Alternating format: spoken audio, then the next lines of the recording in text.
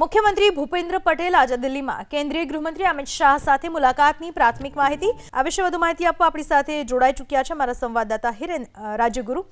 મુખ્યમંત્રી ભૂપેન્દ્ર પટેલ અત્યારે દિલ્હી પહોંચી ચૂક્યા છે અને સૂત્રો પાસેથી જે પ્રાથમિક માહિતી મળી રહી છે એ મુજબ દિલ્હીની આ મુલાકાત પૂર્વ નિર્ધારિત હતી। તેઓ કેન્દ્રીય ગૃહ અને સહકારિતા મંત્રી અમિત શાહને મળવા જવાના હતા। અગાઉથી એ નક્કી હતું અને એના કારણે તેઓ દિલ્હી પહોંચ્યા છે। જોકે મુલાકાતનું કારણ હજી સુધી જાણવા નથી મળી રહ્યું, પરંતુ સૂત્રોનો દાવો એ પણ છે કે મુખ્યમંત્રી ભૂપેન્દ્ર પટેલ એકમાત્ર અમિત શાહ સાથે મુલાકાત ન કરે, પરંતુ એ પ્રધાનમંત્રી નરેન્દ્ર મોદી સાથે પણ મુલાકાત કરી શકે છે અને એની પાછળનું જે કારણ વ્યક્ત કરવામાં આવી રહ્યું છે, કારણ કે આગામી દિવસોમાં રાજકોટ ખાતે કચ્છ અને સૌરાષ્ટ્ર રિજનલ વાયબ્રન્ટ સમિટ મળવાની છે। તેની તૈયારીના ભાગરૂપે પણ પ્રધાનમંત્રી સાથે મુલાકાત કરી શકે છે। તો કે અમિત શાહ સાથે મુલાકાત કરવાના હતા અને એ અગાઉથી નક્કી હતું, પરંતુ કારણ શું છે એ હજી સુધી જાણવા નથી મળી રહ્યું।